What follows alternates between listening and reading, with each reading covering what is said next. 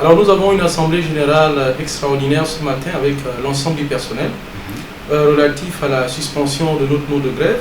Nous étions en grève en juin 2019 et donc ce matin nous devions discuter sur les 4 points en suspens avec l'ensemble du personnel. Alors nous avions d'abord le paiement de la prime de résultat sur l'exercice 2018. Nous avons également la publication des résultats de l'exercice 2018.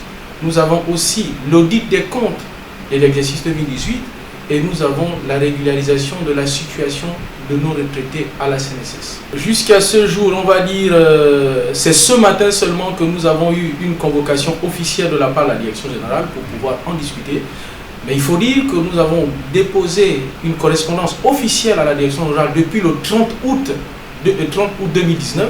Ce n'est que ce matin que la direction générale nous a convoqués aux négociations.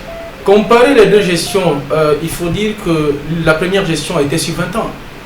Nous avons une gestion sur 1 an et demi. Il y a quand même eu des améliorations.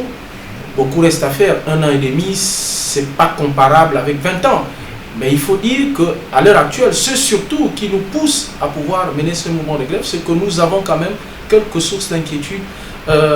Si je prends le cas exprès seulement des résultats de l'exercice 2018 qui ne sont pas connus jusqu'à aujourd'hui, c'est une réelle préoccupation pour le personnel et les actionnaires de l'entreprise. Alors s'il n'y a pas de solution évidente, c'est aussi évident que nous allons rentrer en grève, nous allons durcir le temps, ce n'est pas négociable.